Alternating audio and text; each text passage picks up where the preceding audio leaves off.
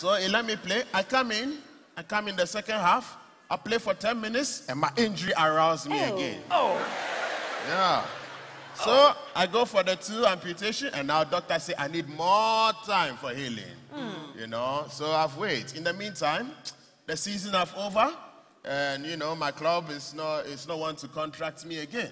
So I'm saying that okay. So I'll come home, and alongside the football, I also retirement and do the business that my brother here have do for me. So yeah, that's my amania. I see. Our elders have said that. If you look a king in mouth inside, you have seen that if he gets woman breast, he will drink. Yeah. Me too. Yeah, I've came in a pieces, but not with a good news. Yeah, as you have known, the life of a football is full of risky.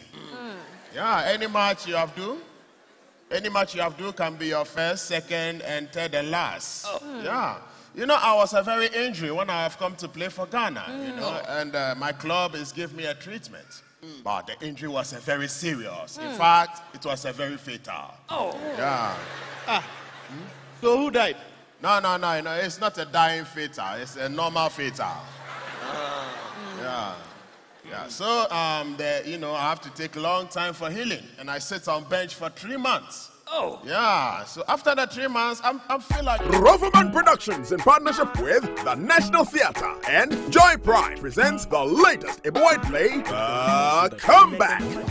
Our elders have said that it's not everything that have a greater, it's a roofing sheet. Yeah.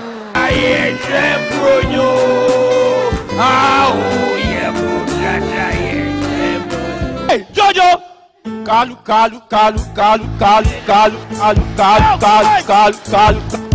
oh man, I get don't do.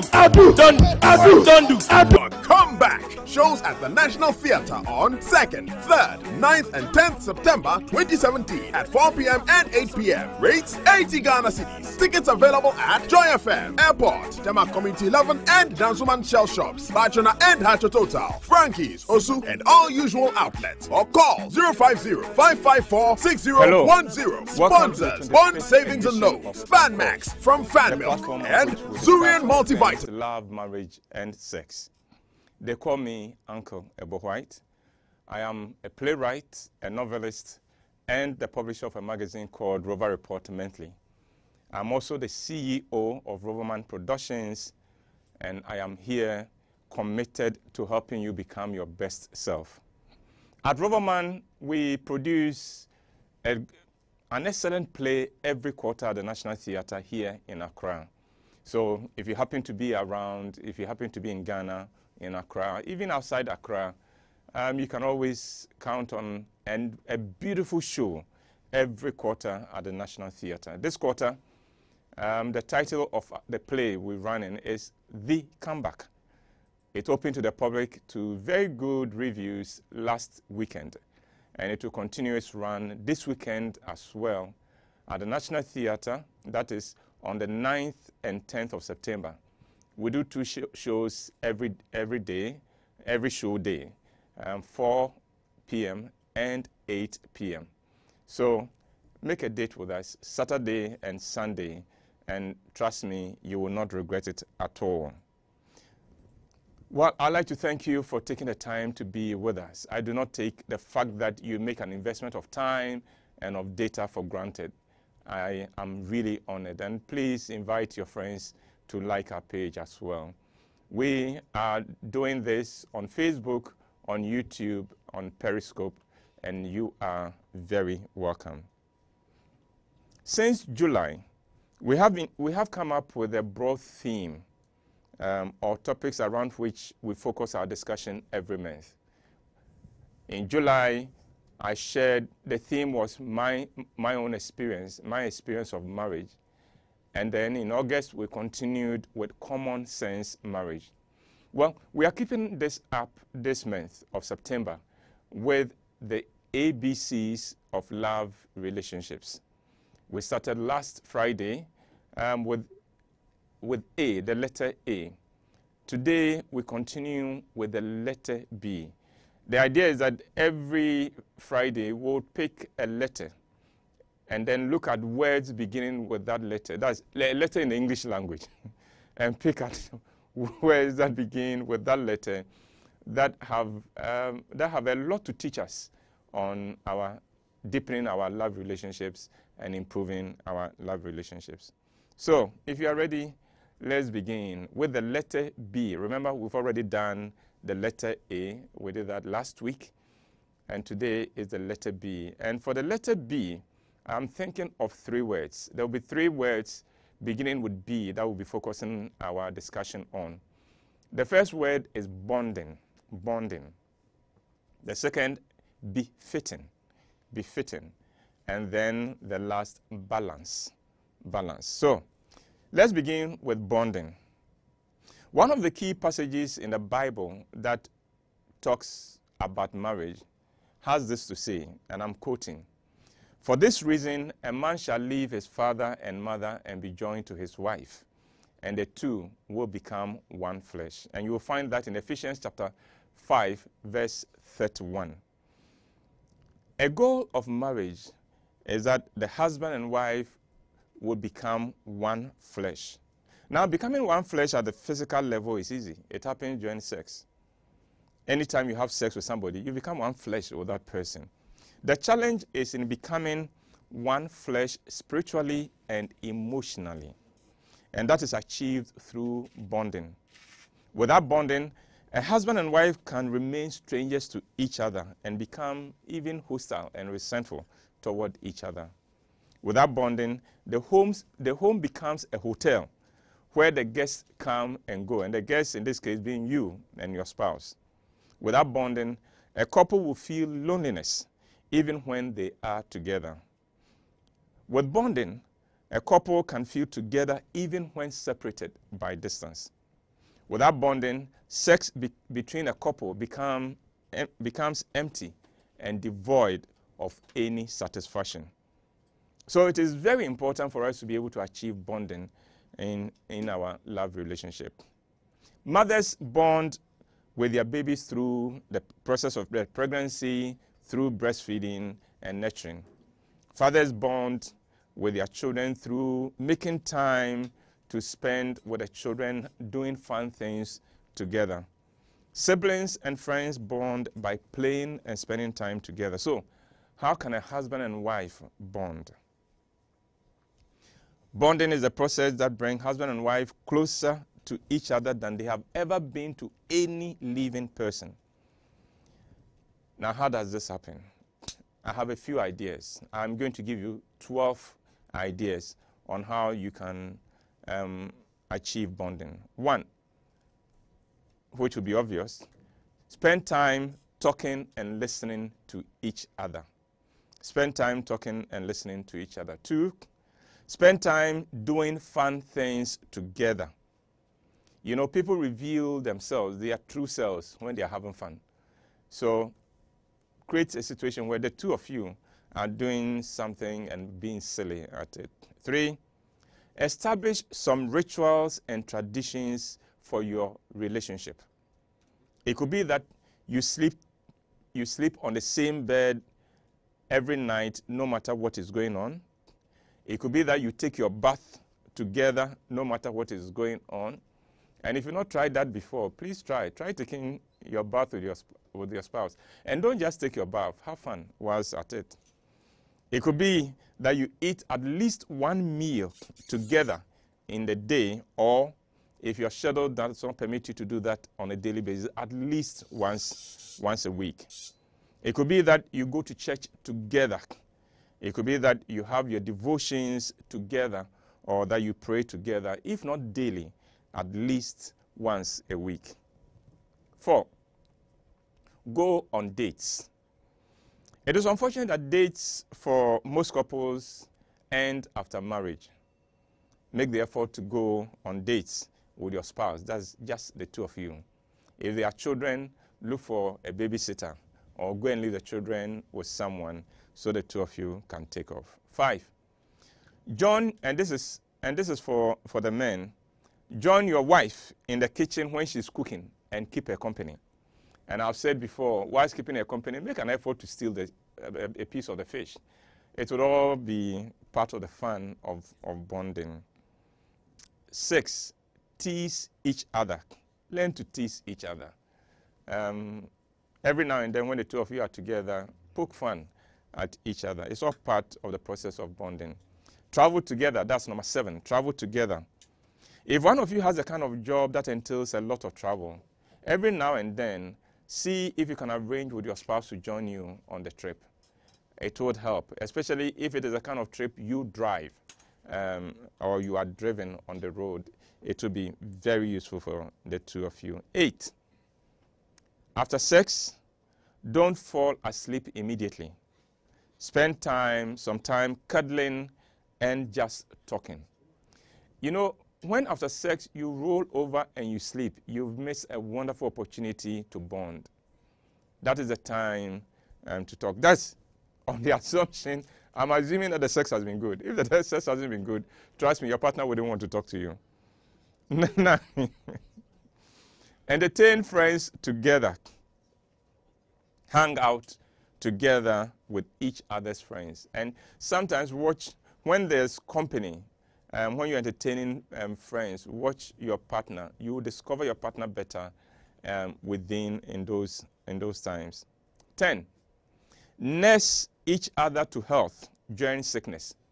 It is unfortunate that sometimes when one party is ill, the other party keeps the busy schedule going. You miss an excellent opportunity. So when your partner is not well, take a time off. See if you can take the day off, at least a day off. Or if you can't take the day off, cut off every other thing you can cut off. So as soon as you close, you are dashing back home. Don't go to any other meeting, just go home and let your spouse know, I came because I wanted to be with you through this process. And in the process of nursing your partner, the two of you will be taking your relationship to a high level. Of course, I'm only hoping that this will happen once in a while. If one or the other is falling too ill too frequently, then hey, that is not good enough. 11, become involved with your respective families. Your spouse is a product of a family. When you become involved with that family, you will get to understand and appreciate your partner better. And the two of you will have a lot more common ground to talk and to have fun over. Finally, 12, confront issues from time to time. In other words, don't be afraid of fighting every now and then. Just be sure that you learn to fight fair, and you learn to fight for the health of the relationship, and not just because you want to win.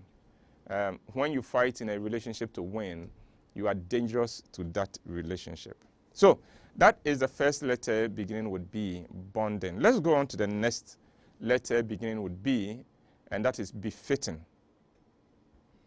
Befitting means suitable. Your spouse stands for something, and you must adjust your life and your conduct to befit whatever your spouse represents. And that should not be just in the case of the man. It should be in the case of the woman as well.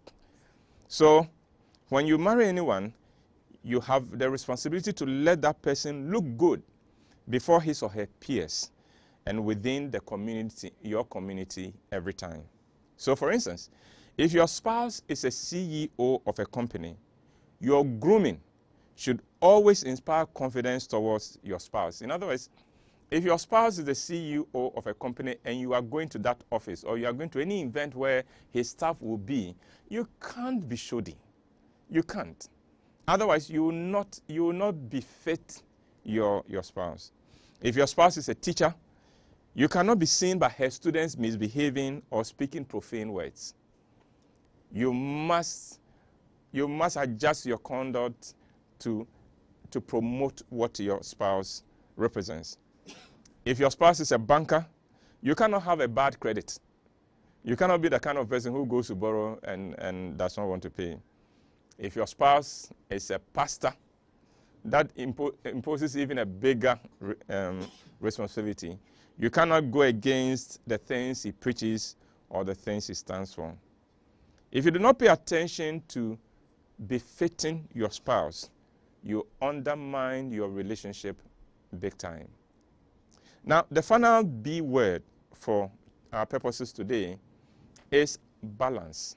Balance. The pace of modern life is hectic and is becoming even more so by the day. Schedules are tight and they always seem urgent. We are having to leave home earlier than our parents did, and we get home later and later because of traffic. In all these, it is easy to neglect your relationship and to allow it to starve. The solution is to keep balance into your work and life. For instance, if you have had a very hectic week, then free the weekend to be home with your spouse and family. Or make it a point not to take work home. Or when you get home, to put off your phone and to put away your laptop and iPad so that you were home. Not that you are home, but you are not there. You are home. We must understand that the relationship will not take care of itself. It doesn't have what it takes to take care of itself. Your relationship depends on you and depends on your investment of time to survive and to remain healthy. If you do not aim at balance in your life, you'll wake up one day and discover that you no longer have any relationship at all, not with your spouse, not with your children, and possibly, and maybe tragically, not with yourself either. So, those are the 3 B words for today: bonding, befitting, and balance. I hope you have found the presentation useful. Well, I'll now take time to, I'll stop here and take your questions and then be open for your discussions as well. Once again, I really appreciate the fact that you're making this time to be with me. So let the questions come and then we'll go. All right. So, hi, Uncle. Please, I'm in a relationship with a guy whom I sincerely love. But the issue is I am just not happy in the relationship. I feel that deep within me, but my affection towards him is intact. Please advise. Wow.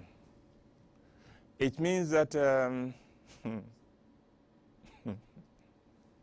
there's a topic I think we'll have to discuss one of these days.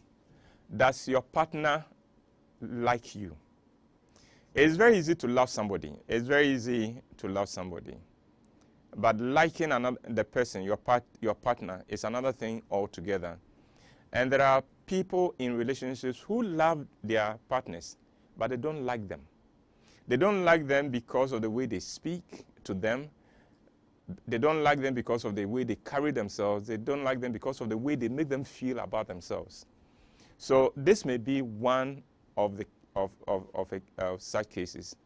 I would advise that you and your partner, first you sit down, try and define for yourself why you are not happy. It may be, like I'm saying, that you don't like the way he relates to you. You think that maybe he's not meeting every expectation of yours. Having discovered what it is that is not making you that fulfilled in the relationship, then engage your partner. Have a talk with your partner, and I hope that you'll be able to unravel the mystery of why you are not happy in a relationship in which you know you really love your partner. Hello, Uncle. Since our first child arrived, I find myself being very unhappy at home. I know I should not be. I understand. But I do. Because my wife is all about the child, and I feel left out of the situation. What can I do so that I don't become a liability to my own family? My brother, you've spoken for a lot of men. You've spoken for a lot of men. Yes, in many cases, when the child arrives, you are a passenger in the house. But don't take it too personally. This is a phase that will pass. The baby, I'm sure the baby is still young. So here is what to do. If you don't want to feel that, you have a choice. You really have a choice. You have a choice of feeling this useless at home, waiting till the baby is a little bit older, and then you'll be invited in, or you can involve yourself in it right now. So babies wake up at night to eat and things like that. Can you from time to time relieve your wife of some of the duties? The baby is restless. Can you try and occupy the baby so she can catch a bit of sleep? Can you from time to time involve yourself with the cooking if you can cook, so that your wife doesn't have to look after the baby and attend to you at the same time? Don't leave the baby alone with your wife. If you can do that, because see, taking care of a baby takes a lot of energy. It takes a lot of energy. It takes a lot of energy, a lot of attention when the baby is small, is small, and especially if the baby is not that too healthy. But then it gets worse when the baby begins to crawl and walk around. Chasing a baby around in a house is such a headache. So don't leave it for your wife alone. Get involved. Get busy. Find out what you can do. If the baby is being fed baby formula, learn how to mix it, and then learn how to feed the baby. Learn how to change the nappies of the baby. It will be useful to you if you can do that, so that every now and then you can say, "Oh, my dear, let me take over. Let me do it," and then you can do that. If you can do that, I'm sure you'll suddenly find yourself very much involved in what is going on, and you will love it. You will love it. Uncle, what do you do when you free your schedule early enough to spend time with your spouse, but she consistently rather gets busy on her phone or her laptop? Oh dear, that would be painful, eh? That would really be painful. But I suspect that she's continually being busy even when you are there, because she wasn't expecting you to be there, because maybe you haven't been bonding right, and so you haven't been making the time. So she doesn't think. It is possible that she thinks that something drove you home, not her, and she may not even believe that you are there because of her. So you have quite a bit of repairs to do in your relationship. But having said that, I think spouses should also be sensitive to some of these things. When your partner is making the effort to reach out to you, please don't snub the person. It's not right. When you do that, it becomes even more difficult for the person to want to do anymore. So he's home because you are ill. All right, let the attention be with her. But she's busy on the phone. Just be around. Just the fact that you are around is good. You've scored high marks. Don't resent it. I'm seeing someone sitting on the hot seat. By the way, if you are watching us, we have created a hot seat where any member of the team, and I have quite a number of very young and wonderful people. Oh, young and not too young, because not all of them are young. Young people helping me behind the scenes with the technical aspects and the production. And one of them is a person you should be seeing on your screen right now. His name is Nisaki. Nisaki, we missed last week because his brother waited for him to make a move into marriage, and he wasn't moving. So his brother decided that, look, I will do it and show you how it is done. So invited him all the way from Accra to Takoradi and said, come, I'm marrying. Come and see how easy it is to get married, so you don't get too frightened. Hi, Nisaki, you are welcome from Takoradi. Yeah, I bring you greetings from Takoradi. Uncle, you spoke of bonding, and In bonding, do you necessarily need to know everything about the person before you go ahead with it? Because I know that there can be a lot of differences between two people. Sometimes there are people who get married and they don't know each other fully yet. So then how much do you need to know in order to have a good bonding session? Or you don't really need to know anything at all. You can create your own moments which bond you two, for lack of a better word. You've answered your questions. Your question. I think you can begin by getting to know a few things. In other words, if I met you and asked you questions about your partner, you must be able to answer a few things. So, where was she born?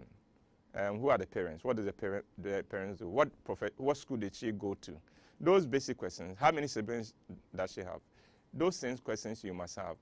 But beyond that, you will never fully get to know a person in a lifetime, because we are changing every day. Every day, I'm being exposed to new things, and my worldview is shifting. I am reading, I am meeting people, and I'm becoming a different person altogether. So if you ever get to know everything about a person, that's somebody you wouldn't want to stay with, because the mystery is gone. That person will not be interesting. Getting to know your spouse will take you a lifetime. Uncle, we have a question here from Laurentia. Uncle, what do you do when your husband values his car more than you, his wife? For example, he will take a day off work to fix his car, but can't take a day off work when you are going to the labor ward to give birth to his kids. Wow. Laurentia, let me apologize on behalf of my brother. I think these are mistakes men we make because we don't see how important certain things are, like accompanying you to the labor and making time for you, to the point that right now you feel that his car means a lot more to him than you do. So I apologize on his behalf, and I'm hoping that he and other men like that would understand that yes, we know you spend money to buy your car, and you didn't buy me, but you see, your car will be gone, I'll be here. When you have stroke, your car won't do you anything. I'm the one who will take care of you. When you are down, your car won't do anything for you. I am the one who will help you. And when you need sexual comfort, you can't go and do it with your car. I'm the one you come to. So please cherish me. Please. Cynthia says, hi, Uncle. Thank you very much for your free tickets from the MTN house. It was a beautiful show. Thank you. Thank you, Cynthia. I'm happy you could make the time. And Mommy says, please, what do you do if you are dating someone who wrongs you and sees nothing wrong with it? Especially when you talk about it and he apologizes but still does the same thing all the time and rather sees you as nagging. Wow. No, people like that are difficult to live with. But use a different approach in making your case. Maybe you're not making it right. Because you see, in life and in relationships, you could be the offended party.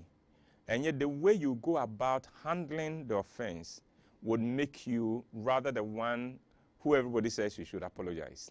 So watch your approach. Your current approach is not working. Try something new. Otherwise, we may have to call you MAD, because the definition of insanity is that you're doing the same thing over and over and you're expecting different results. You are not MAD. So please try a new approach. I can see another person, another member of my team. The young man you are seeing is one of the most creative people in Ghana. Extremely talented, extremely focused, and one of the most committed young men that I've had to work with. The only thing that you will not like about him is that don't sing with him. He has a tendency of raising songs to such a key that everybody around him has to keep quiet and listen to him speak. His name is Kwesi Hayford. Kwesi, what's bugging you? It was just a follow-up. Okay. So, Uncle Bo, your previous thing was, a woman is like a car. Yes. Yes, they come in different shapes and different sizes, and some can be. They can't hear you. Some can be Tundra, some can be Maserati, some can be. In dealing with a very high class kind of a woman, a car, what are some of the ways you can bond with her? You know, some of the ladies are sophisticated and they like other things. So if you can give us more skills, like the last time when you gave us champagne and strawberries. Yes. Yes. Oh, Skybar and others. Thank you. All right. Thank you very much, Chrissy. Chrissy, you misrepresented something I said. Chrissy made reference to something, a line in our play, Damaged Goods, in which we said a woman is like a car. But it was not, it is not, that is, it ends at, in terms of responding to whoever pays her attention. It was in that limited context that a woman is like a car in the sense that a car will respond to anyone who has a key. And so you put the key in the ignition, you turn, a car will start. It doesn't ask, are you the owner, are you the driver? It will start because you have the key. And therefore, whenever you are relating to a woman, you must make sure that you keep the key.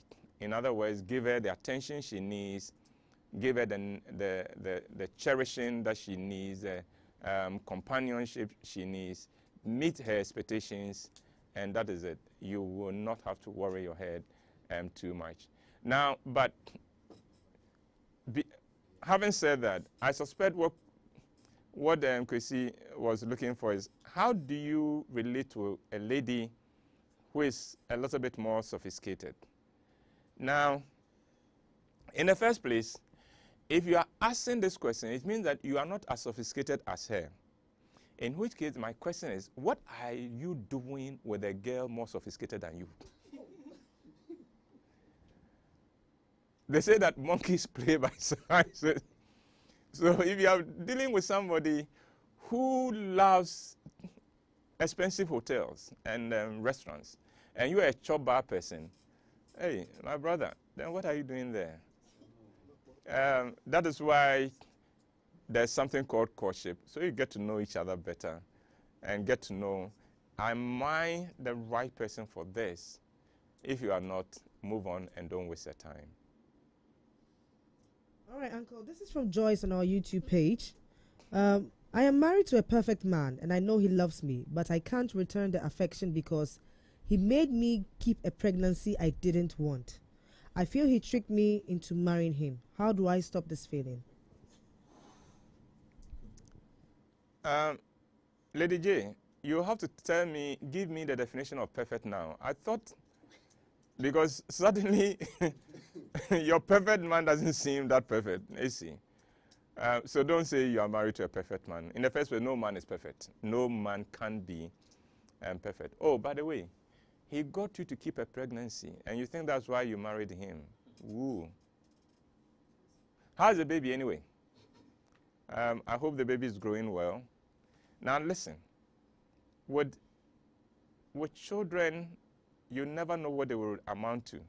Someday, you will have cause to thank your husband for making you keep that pregnancy.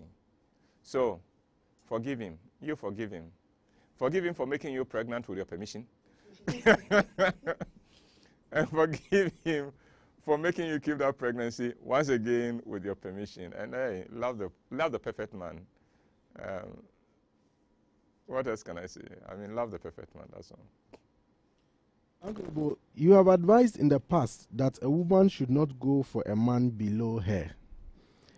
But I have already done that. I am earning much more and have a bit more to my name than my husband. So far, we are okay. Okay.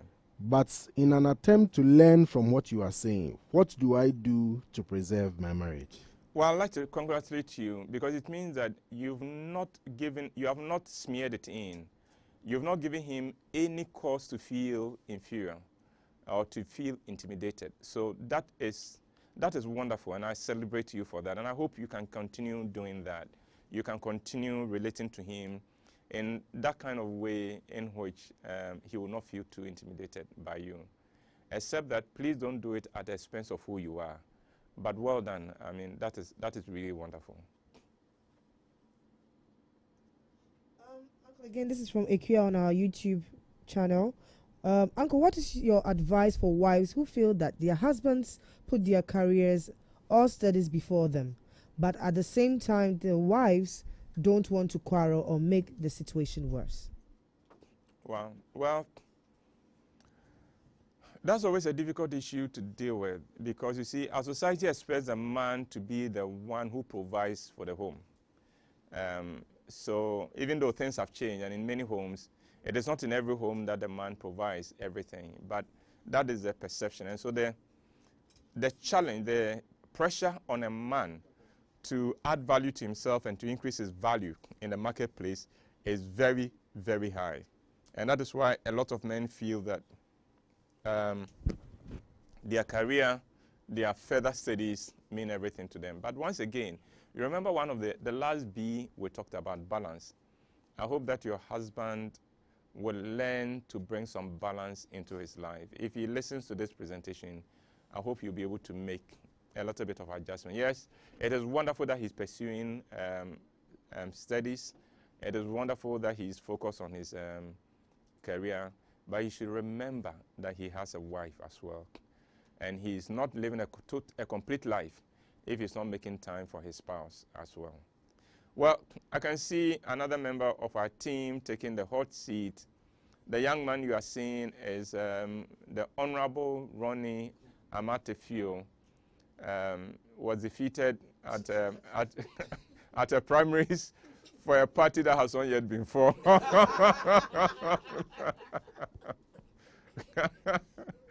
Ronnie, what do you have in your mind? Yeah, Uncle Ebu, you mentioned that after love begin, you shouldn't roll over and sleep. What if you've given her a good doses and she's a like good time. A good time. And she's acknowledged. As soon as you say do, something is missing. Yeah. It means you had to measure, that kind of thing. I would have thought. Yeah, she's giving her a good time and she's acknowledged it several times. And yet after that you are feeling sleepy. What do you do? What do you do?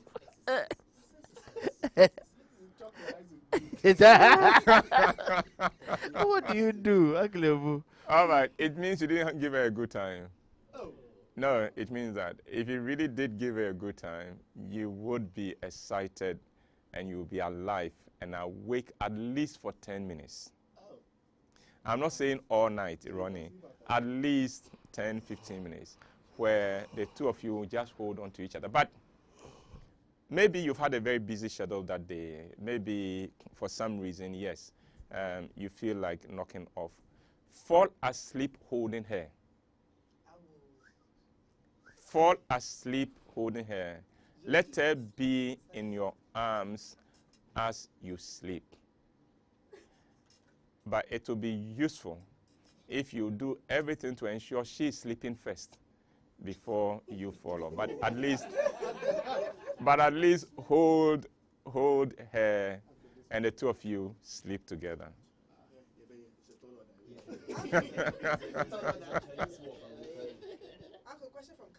What if it's not comfortable? Which is not comfortable? The holding. It's not comfortable. Are you married? How can holding your wife not be comfortable? At least, okay, I do not know what your bed is like. I do not know. Then in that case, at least you try it, and then after she's knocked off, then you take a comfortable position. I think it will be fine.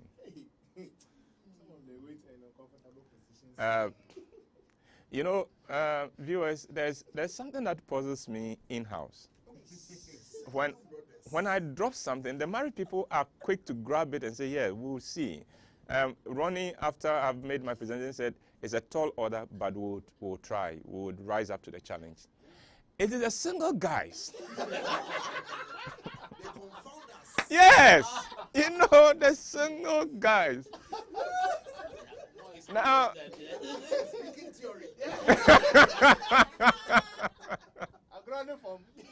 so, no, now I think it is no mystery why they are still single.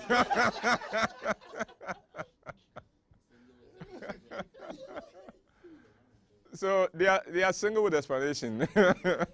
All right. Any other question? Thanks again for your advice. Please, last year on his birthday, that was when he cheated on me. Whoa. Next week will be his birthday. But I don't even feel like minding him on that day, because I begged him last year for him to come back home.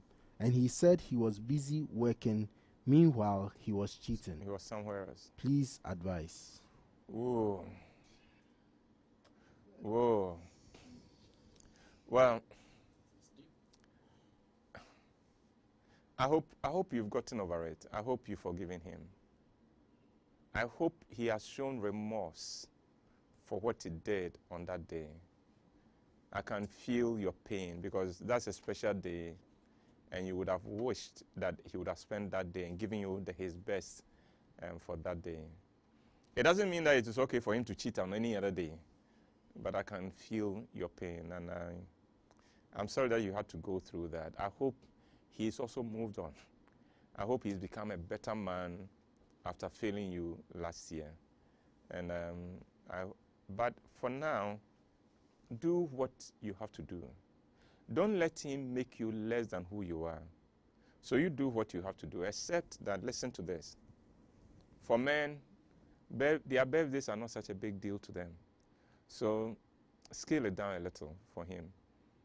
Because, look, if on my birthday you bring me a gift and you haven't even wrapped it, it will still mean a lot.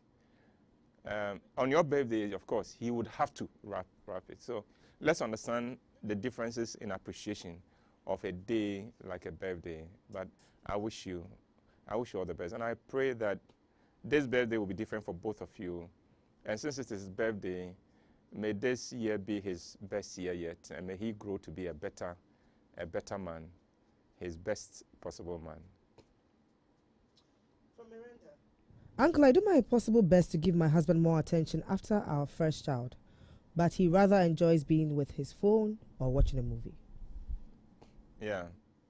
It's becoming a headache. The way people have gotten addicted to their phones without being aware they've gotten addicted to their phones. People are marrying their phones without being aware that they are married to their phones. And I think it is something that all of us have to wake up to and learn to put off the phone and put it away, because it is running and ruining our lives, our relationships, and destroying even our attention span. So I hope he learns from that. This thing called balance, sometimes I wish I could pause my marriage and finish my career, then pause my career and come and unpause my marriage and finish that one.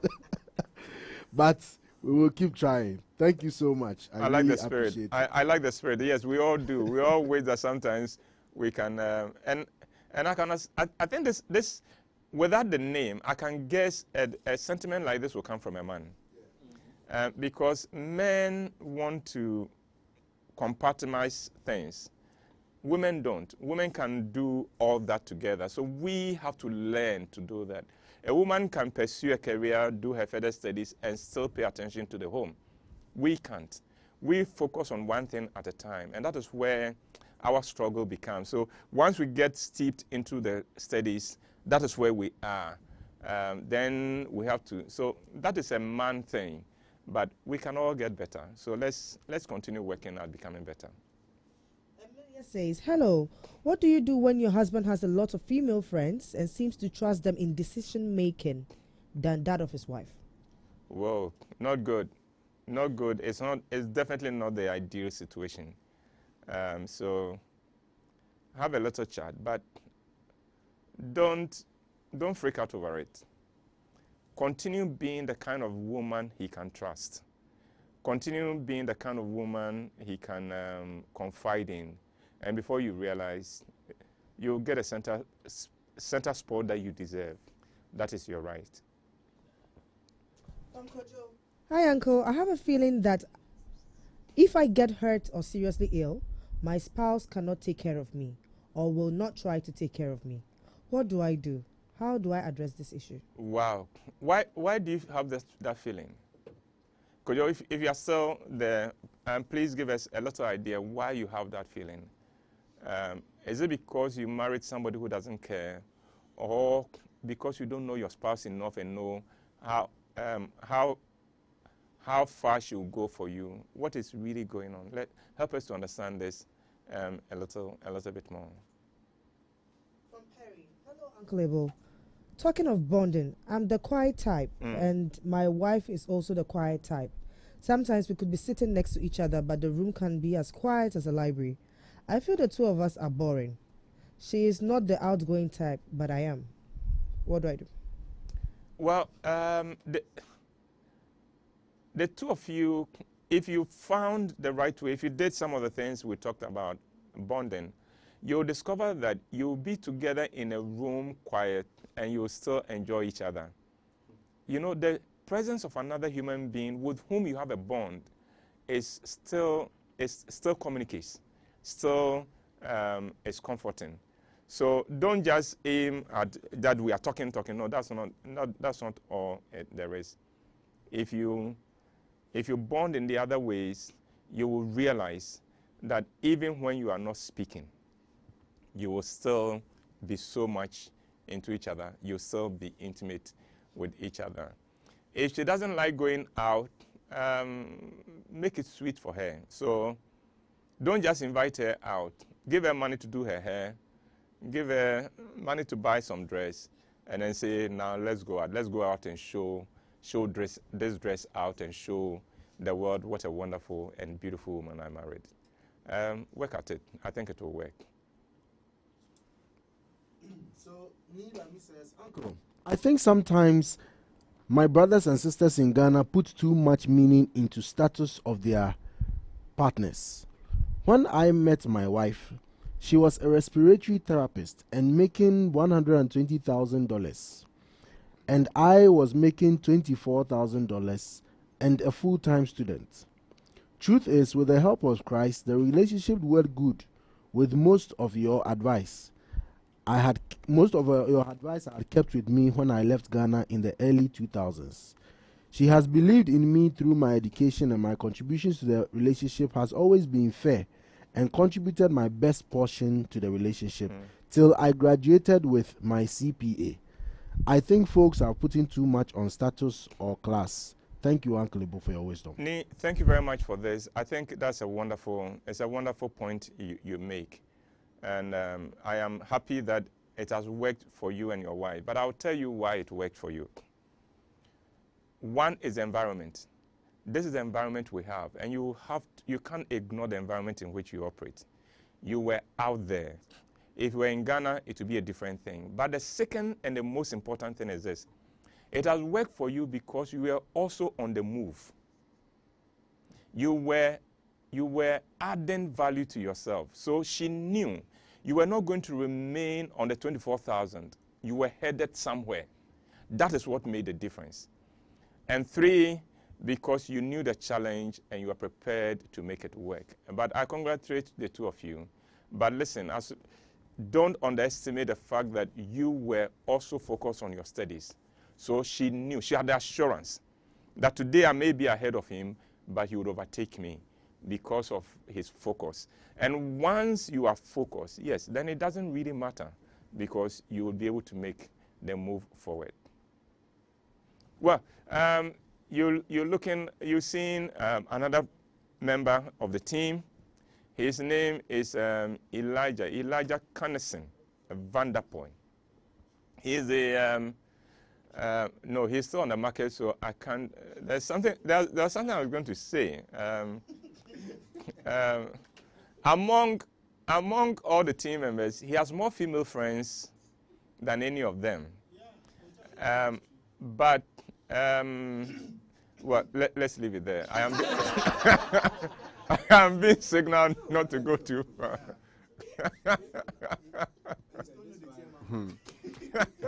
I believe I've been cut into half, but I'll take it like that. Oh no, I was promoting you. No, okay. The mere fact that you have female friends doesn't. No, you are a good boy, and that is why the women trust you. They feel comfortable with you. So it is positive, not negative. Okay, thank you. Ken, when you took the hot seat, they didn't make you hot, so please. Yeah, Candice, go on. Uncle, thank you. Uncle, mine is on befitting and who determines who is befitting for who. Because as this man with the CPA talked about, he at the longer run, it was the woman or he himself that realized that with the potential that the man had, both of them can be at par at any time. Yes. So it's about, for me, I'm trying to find out what categories list of things that would let one know that this one is befitting for me or you are befitting for me. Well, the context in which I use the befitting is a little different from the question you're asking.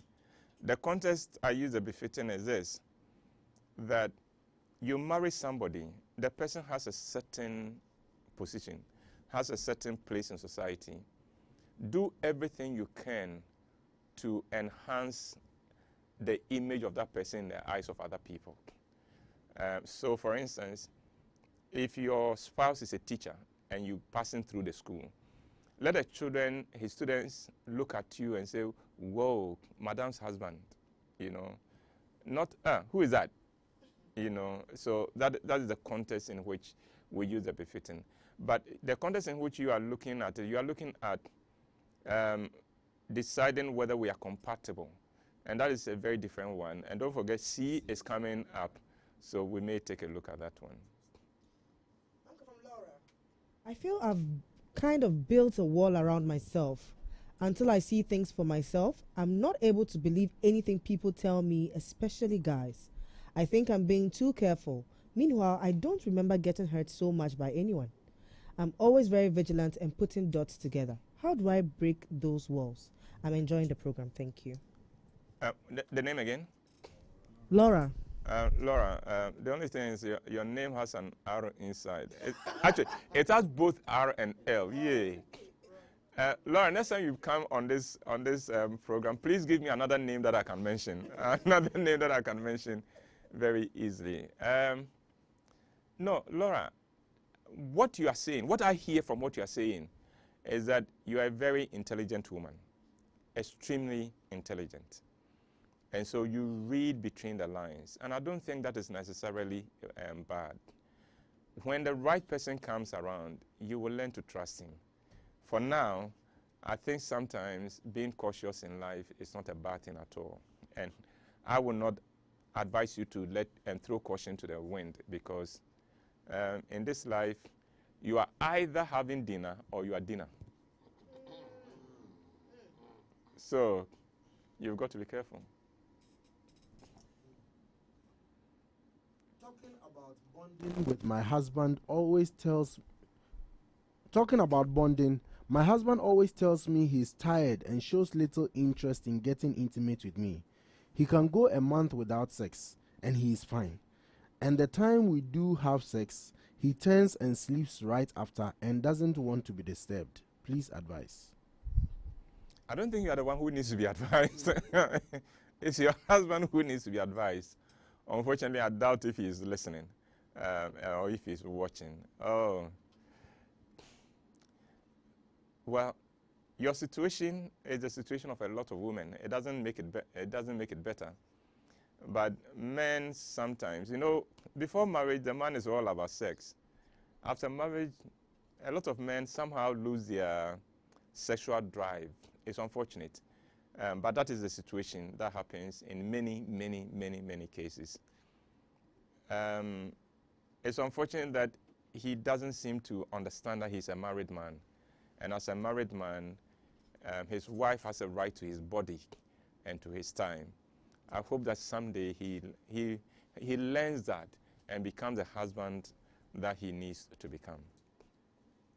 Uncle, what do you do if your father if your father does not accept the man you love and want to marry because he has a kid? Oh, okay. Is that the only objection your father has? If so, get some other members of the family to negotiate on your behalf and to talk with your father. Your father is concerned about you, so array his fears, and then I'm sure to be fine. Use the right approach and you'll be fine. Well, I think another young person from my group. It's interesting that today a lot of the team members have found their voice. So in your view now is a handsome Isaac Buama. Yeah, we call him Buama made it, and he makes all kinds of things. But if we could get Isaac to take off his hat, you would like his hair. He makes, yeah.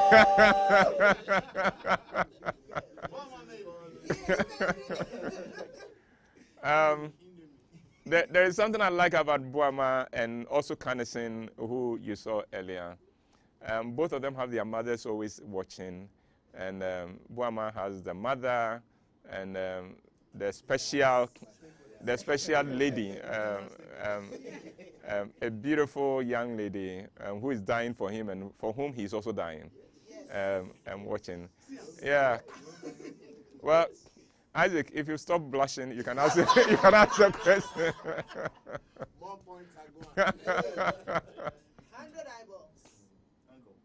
Please, how do you build self-confidence in your partner when all the people around her makes her feel less because of her educational and financial status as at now? It's about you. Your voice will cancel out all the other voices. It will not happen overnight, but consistently affirm her or him. And over the period, she will learn to pick your voice over any other voice. And then at that point, she'll be able to move on and become her best self. So just continue your mission of affirming constantly. And don't expect results overnight, because remember, the toxic statements have been heaped on her over such a long period. So you find ways of affirming her from time to time. And whenever you're upset with her, watch your words, because the words you say to her when you are angry may affirm some of the things you're trying to undo. So be patient with her. She'll be fine. She will be fine. She'll be fine. Uncle, he made me make allowance for him to join me. Excuse me. He made me make allowance for him to join me on a few business trips. And anytime we are about making love out there, especially on the trip, that is where he asks questions about my work and all. We are just 1 year old in marriage. The question again. Uncle, he made me make allowance for him to join me on a few business trips. Yes. And anytime we are about making love out there, especially on the trip, that is where he asks questions about my work and all. We are just 1 year old in marriage. Oh, my brother. The woman has taken you on a trip too. You are doing two known. What's this? What is this? I mean, no. She's on a trip. She's taking you along. Have fun. Let your engagement with her, your time with her, be something that equips her and strengthens her for the challenges and the stress of the work, not the one that reminds her of the stress. Shame on you, young man. Abdullah says, Uncle, please, I have a friend whose marriage is something else. They hardly have a happy conversation. The man is always insulting her. They have only been married for 3 years. The woman is always hurting. Please, what do you advise they do? Who sent the mail? Who sent the mail? Adela. Adela. Adela is a lady. Okay. Adela, don't drink medicine for the sick. The day your friend asks the question, we would answer. Nana Sabia says, he tells me he has trust issues. Weeks go by and he finds it difficult trusting things I tell him. What do I do, Uncle? Just be yourself. Be consistent. Unless you are not telling him the truth. But if you are telling him the truth and he doesn't believe you, don't let it be your concern. Just continue. He will sooner or later discover your consistency. And then he will discover how stupid it is to continue distrusting you. Uncle, to what extent should a lady who is financially stable tolerate a guy who is in financial crisis? How do you know if this cross is worth dying for? Well, it depends. If you knew him before the crisis, you know what kind of person he is. You know his ambition. You know his focus in life and his drive for life. If he has what it takes and he is the kind of person who you know is not lazy and is not satisfied with to stay in his comfort zone, then this crisis will blow over. This too shall pass. Then in that case, when you're making the sacrifices, you know that it will not always be this way. And I hope that is the case with your man. I think we should take about one question more. And then Mark Prince says, I'm going out with this lady whom I love so much. Recently, she has changed, and for some time, even if I tell her I love her, she doesn't even respond, and the trust issue is growing within me. Please advise. Have a serious chat and find out whether you still have a girlfriend in her. Maybe she's moved on and has not told you. So confront the issue so that you know if she's moved on, then you can then mend your broken heart and also move on. Well, let me say thank you very much for making the time to be with us. I do not take your staying with me for granted, and I hope it has been useful to you. Let us build a bigger community, so always invite friends to join in, and then let's have fun. Remember, this weekend at the National Theatre, that's on Saturday and Sunday, here in Accra, The Comeback, my latest play, continues to run. Time 4, the first show is 4, and the second show is 8, and we hope we can see you. Most of my team members are at the gate, so when you get there, you could ask for Kabute, for Ronnie, for Abiziga, for Canison. Kwamena, don't ask for him. You may not see him because, and if Ephraim will not be at the gate. He'll be sitting behind a console and things like that. But thank you for joining us. Join us next week, 12:30 on Friday, as we look at the C words of a relationship. Stay blessed, and may God continue to help you overcome any obstacles, any difficulties in your relationships, and may your love grow stronger and stronger, and may love be sweet for you and your partner. Thank you, and see you.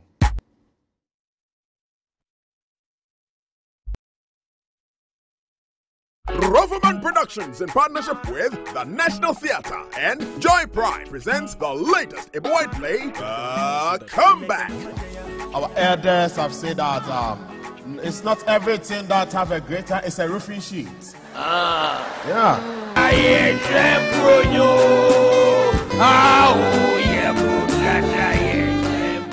Hey, Jojo! Kalu, kalu, kalu, kalu, kalu, kalu, kalu, kalu, kalu, kalu, kalu, kalu, oh man, I can't. I'll do, don't do, I'll do, don't do, I'll do, don't do, I'll do. The Comeback, Shows at the National Theatre on 2nd, 3rd, 9th, and 10th September 2017 at 4 p.m. and 8 p.m. Rates 80 Ghana cedis. Tickets available at Joy FM, Airport, Tema Community 11, and Dansuman Shell Shops, Bachana and Hacho Total, Frankie's, Osu, and all usual outlets. Or call 050-554-6010. Sponsors: Bond Savings and Loans, FanMax from Fan Milk, and Zurian Multivitamin. Media partners: MyJoyOnline.com, Logistics Movers, DDP Outdoor, Daily Guide, B&FT, and Websoft Solutions. The Comeback. Get your tickets now.